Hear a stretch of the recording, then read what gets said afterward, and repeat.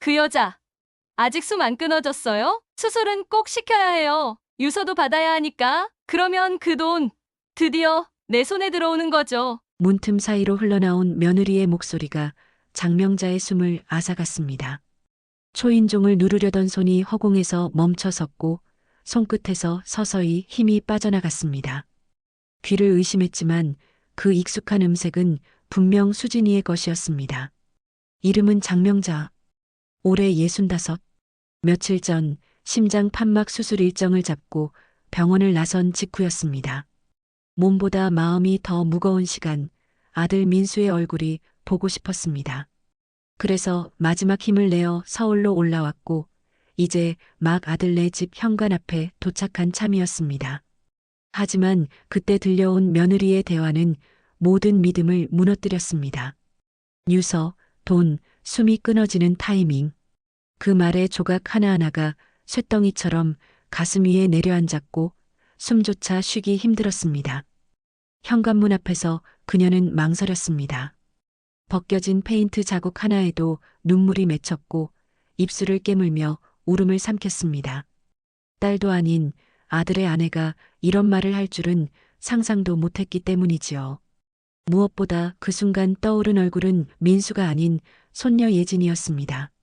그 아이의 웃음소리조차 무겁게 들리던 그날, 장명자는 초인종을 끝내 누르지 못하고 돌아섰습니다. 엘리베이터 안거울에 비친 얼굴은 자신이 아닌 것만 같았습니다. 사람들은 늘 말했지요. 수진 씨는 참 며느리 복이 있다. 어머님. 하지만 복은커녕 자신이 이용당하고 있었다는 생각에 숨이 가빠졌습니다. 암보다 더한 충격이라는 건 바로 믿었던 사람의 배신이었습니다. 병원에서 수술 준비를 하던 그날보다 오늘이 더 고통스러웠습니다. 아들이 모를 리 없을까? 아니면 모른 척하는 걸까? 수술은 정말 받아도 되는 걸까? 장명자의 마음엔 수술보다 먼저 다잡아야 할 결심이 자리 잡기 시작했습니다. 이야기 본격적으로 시작하기 전에 잠시 무료로 하실 수 있는 구독과 좋아요 부탁드립니다. 알림 설정을 해주시면 다음 이야기도 놓치지 않고 가장 먼저 들으실 수 있습니다. 그날 저녁 장명자는 마치 꿈속을 걷듯 버스에서 내렸습니다. 손에 든 여행 가방은 텅 빈 듯 무거웠고 발걸음은 어딘가 떠밀리듯 둔했습니다. 해운대 바닷바람은 여전히 불고 있었지만 마음 한켠의 응어리는 풀릴 기미조차 없었습니다. 머릿속은 며느리 수진의 목소리로 가득했습니다. 숨은 아직 안 끊어졌냐? 수술은 꼭 시켜야 한다. 유서도 받아야 한다. 그 말 하나하나가 독처럼 퍼져 심장을 조여왔습니다. 의사의 말보다 심장 수치보다 지금은 그 말이 더 치명적이었습니다. 거실에 앉은 채 텔레비전 전원을 몇 번이나 켜고 끄기를 반복했는지도 모릅니다. 화면에 무엇이 나오는지도 보이지 않았습니다. 손에 쥐고 있던 약봉지가 바스락거렸고 떨리는 손끝으로 진통제 하나를 꺼냈습니다. 입안으로 밀어넣고 물을 마셨지만 쓴맛은 혀가 아니라 가슴에서 번져나왔습니다. 그녀는 방 안에서 오래된 서랍을 열었습니다.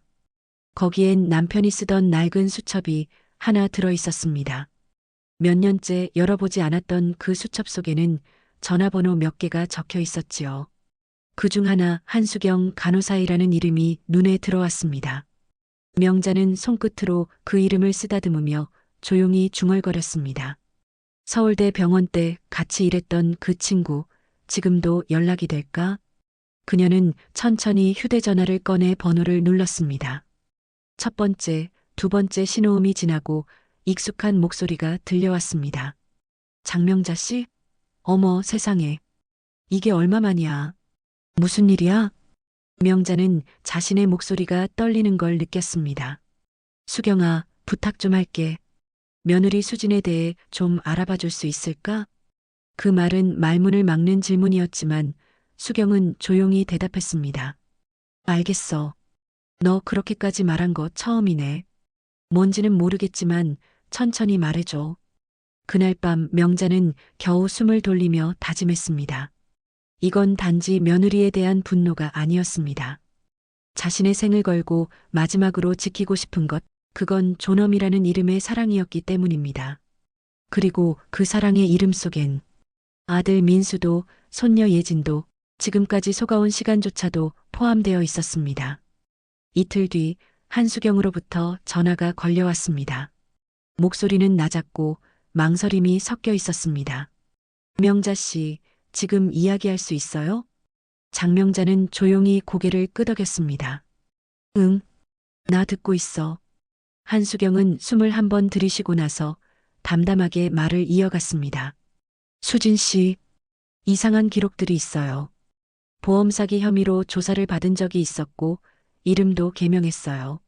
민수 씨랑 결혼하기 직전까지 모 금융사에서 일했는데 그 당시에도 직원 내부 고발이 있었다더라고요. 말이 끝나기도 전에 명자의 입에서는 탄식이 흘러나왔습니다. 그랬구나. 내 감이 틀린 게 아니었어. 그리고 더 놀라운 사실이 이어졌습니다. 현재 명자 명의로 된 부동산 중 일부가 수진의 동의 서명과 함께 대출 담보로 잡혀 있었다는 것이었습니다. 어떻게 내 도장을, 내 서명은? 명자는 말끝을 잇지 못한 채 손을 떨었습니다. 언젠가 수진이 슬쩍 건넸던 서류, 건강보험 갱신서라며 사인을 받던 그날이 떠올랐습니다. 그건 갱신서가 아니었을지도 모른다는 생각이 늦게야 들었습니다. 심장이 또 한 번 쿵 내려앉았고 의자 등받이에 몸을 기댔습니다. 의사는 지금 이 상태로도 언제 쓰러질지 모른다고 했지만 지금은 그보다 더 큰 충격이 온몸을 휘감고 있었습니다. 그날 저녁 민수가 퇴근에 들어왔습니다. 명자는 평소와 다름없이 환하게 웃으며 말했습니다. 그래, 잘 다녀왔니? 피곤하지는 않았어? 민수는 잠깐 고개를 끄덕이더니 주방으로 가 수진을 찾았습니다. 수진은 손에 와인을 든 채 벽에 기댄 자세로 그를 기다리고 있었습니다. 오늘따라 화장이 진하고 향수 냄새도 짙었습니다. 아, 어머님, 아직 안 주무셨어요? 그녀의 눈빛은 익숙한 듯 다정했지만 명자는 이제 그 표정을 믿을 수 없었습니다. 그건 얼굴이 아니라 가면이었기 때문입니다.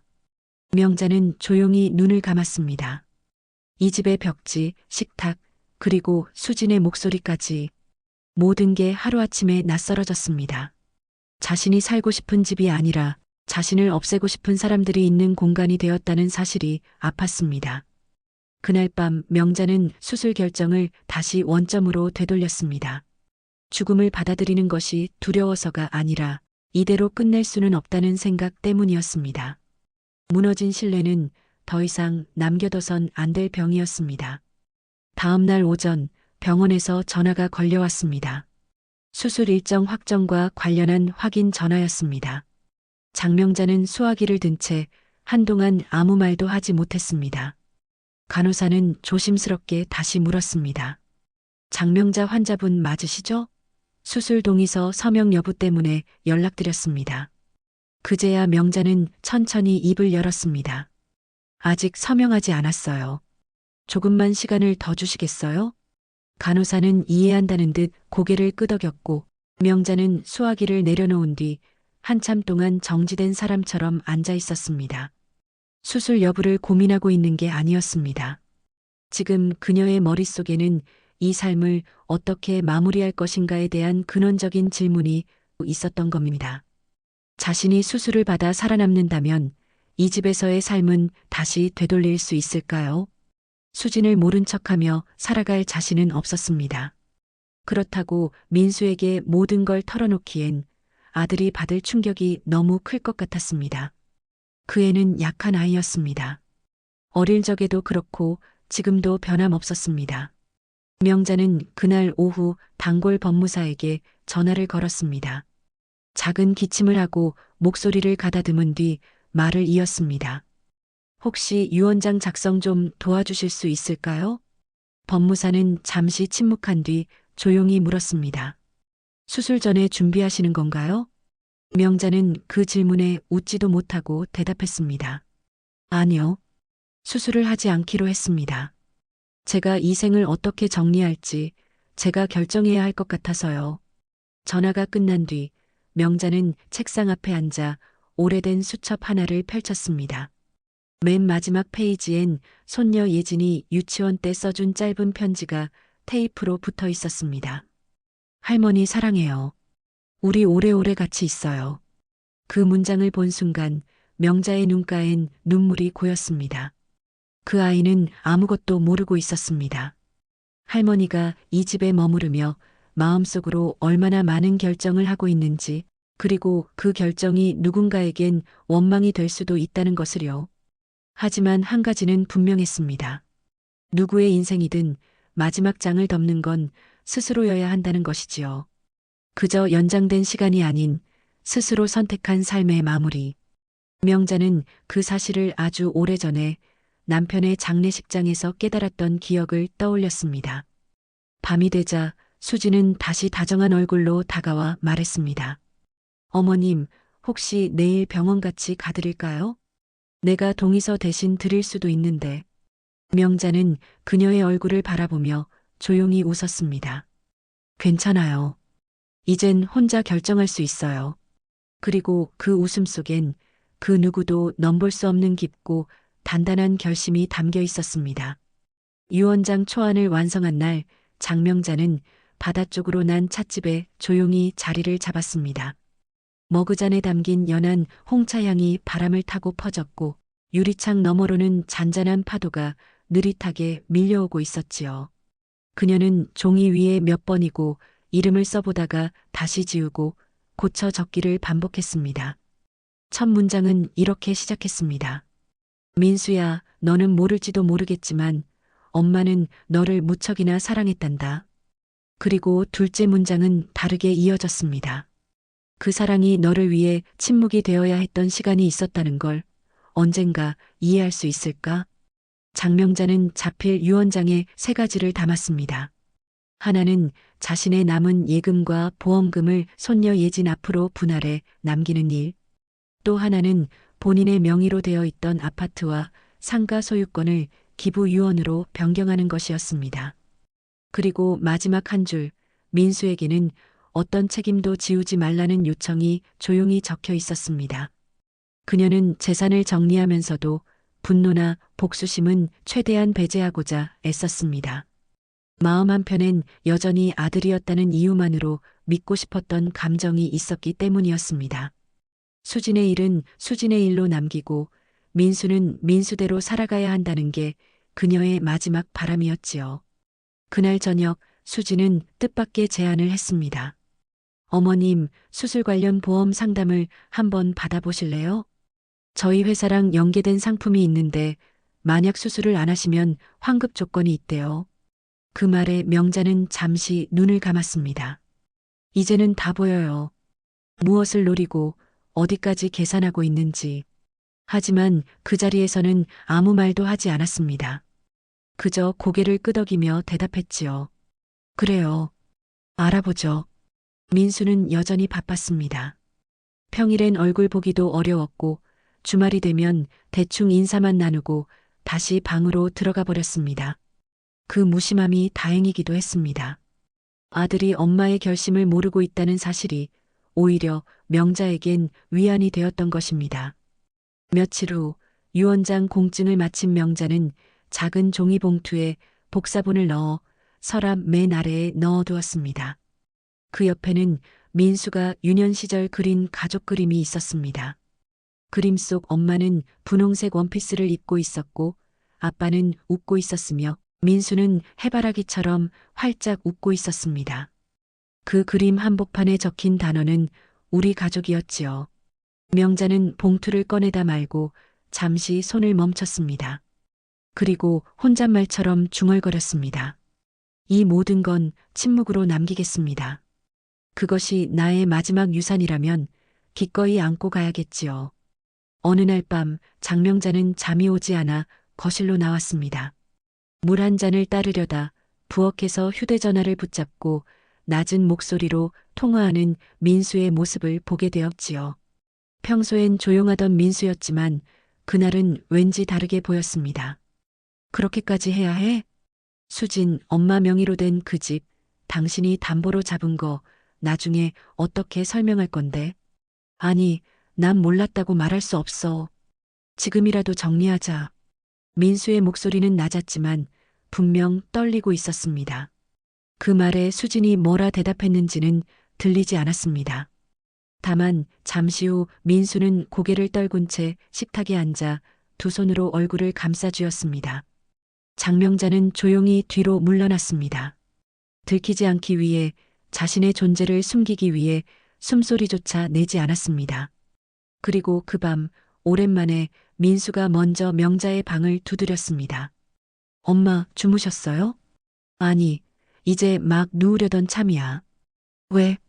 민수는 문을 반쯤 열어둔 채 잠시 말을 잇지 못했습니다. 그리고 이윽고 망설이듯 조용히 말했습니다. 엄마, 혹시 수진이랑 무슨 일 있었어요? 뭔가 이상하단 생각 안 드셨어요? 명자는 그 질문에 잠시 눈을 감았습니다. 그러다 천천히 고개를 저으며 대답했습니다. 민수야, 사람 일은 겉으로만 보고 판단하기 어렵지. 내가 의심이 된다면 그건 내가 느낀 게 맞을 수도 있어. 민수는 방 안으로 들어오지 않았습니다. 다만 문 앞에 서서 그 말 한마디에 입술을 꾹 다문 채 고개를 숙였습니다. 그의 어깨가 흔들리고 있었습니다. 그것이 후회인지 분노인지 아니면 무너지는 믿음 때문인지 알 수 없었지만 장명자는 그 모습에 마음 한쪽이 무너져 내리는 듯 아팠습니다. 그날 이후 민수는 점점 말수가 줄어들었습니다. 출근 시간도 들쑥날쑥해졌고 퇴근하면 바로 방으로 들어가 버렸습니다. 그러던 어느 날 민수가 장명자에게 작은 봉투를 내밀었습니다.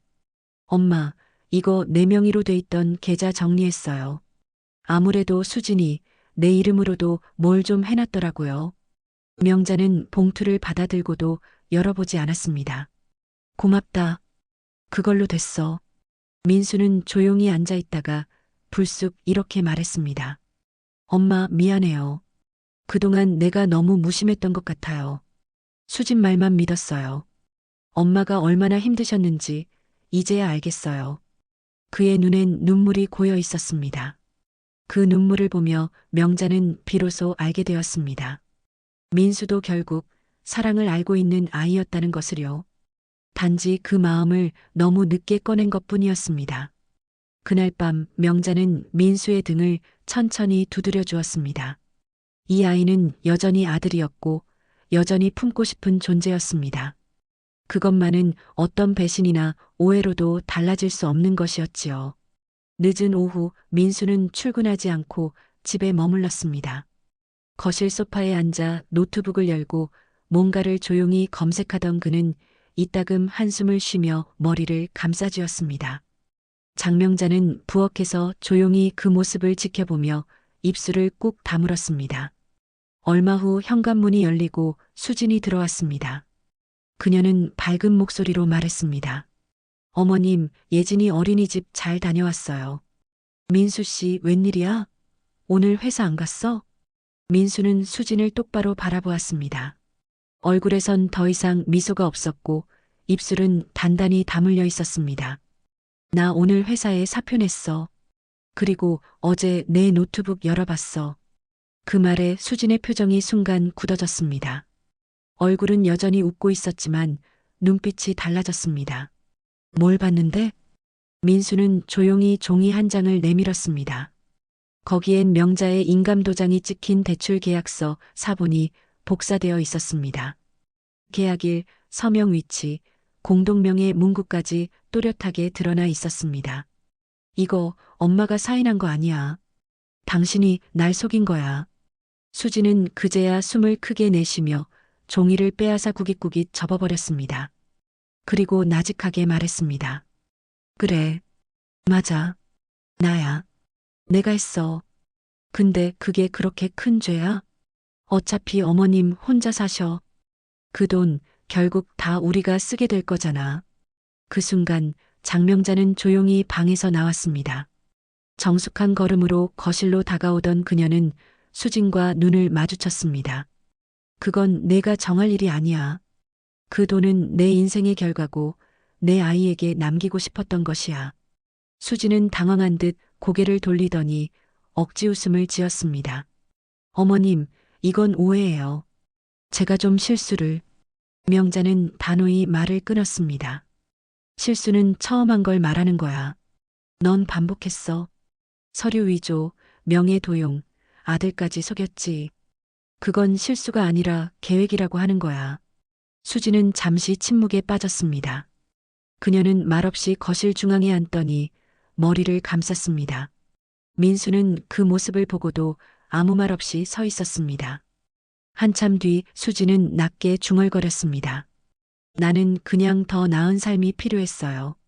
가난한 집에서 매번 쫓기듯 살다가 이 집에 오니까 모든 게 안정돼 보였어요. 민수 씨가 다 해줄 줄 알았어요. 장명자는 그 말에 슬며시 눈을 감았습니다. 불쌍하다는 생각이 들지 않았습니다. 그보다는 외로워 보였습니다. 욕망에 갇혀 아무도 믿지 못하는 얼굴이었기 때문이었습니다. 민수는 소파 뒤에 놓여있던 가방을 꺼내며 말했습니다. 수진, 당신은 이 집에서 나가야 해. 지금 바로 아니면 경찰에 신고하겠어. 수지는 고개를 들었고 두 눈엔 분노와 절망이 섞여 있었습니다. 그녀는 울지도 않았고 변명도 하지 않았습니다. 그저 웃으며 말했습니다. 그래요. 결국 나만 나쁜 사람이죠. 좋아요. 나갈게요.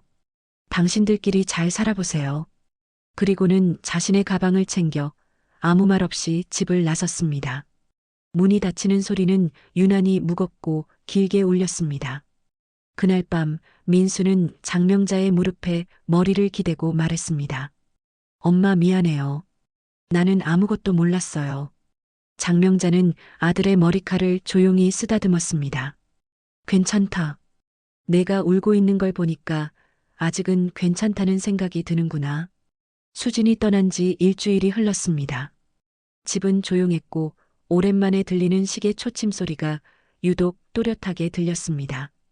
민수는 매일 저녁 퇴근 후 장명자의 방으로 들렀고 예진이도 엄마의 빈자리를 느꼈는지 할머니 옆을 떠나지 않았습니다.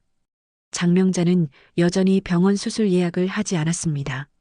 의사에게는 조금 더 생각해 보겠다고 말했지만 그 결정은 이미 마음속에 단단히 자리하고 있었습니다. 그녀는 수술을 받지 않기로 했습니다. 아무리 생이 소중해도 자신의 시간은 자신의 방식으로 마무리하고 싶었기 때문입니다.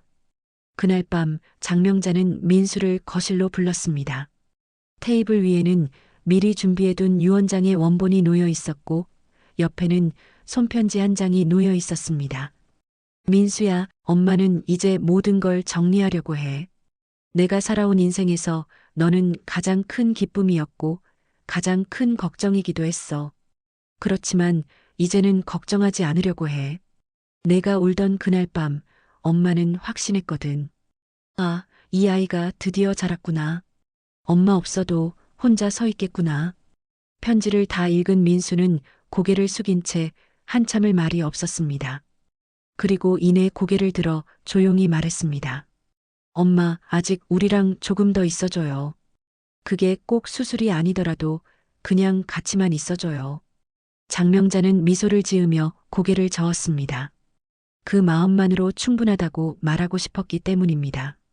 며칠 후 그녀는 자신이 오래도록 머물고 싶었던 바닷가 찻집에 다시 앉았습니다.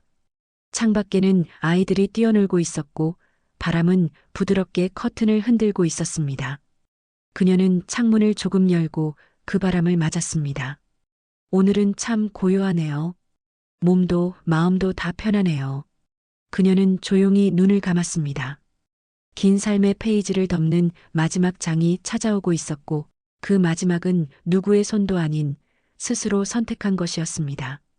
집으로 돌아온 뒤 장명자는 조용히 침대에 누웠습니다.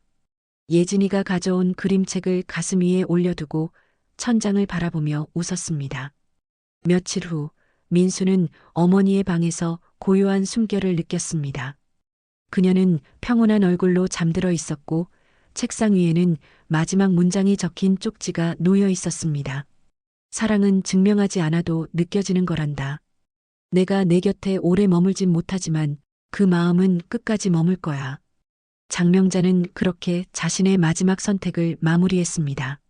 삶을 마주한 태도마저도 그녀답게 조용히 단단하게. 오늘 이야기 어떠셨나요? 마음에 닿으셨다면 구독과 좋아요 부탁드립니다. 이 아름다운 이야기가 널리 알려질 수 있도록 공유해 주시면 더 큰 행운이 찾아오실 거예요.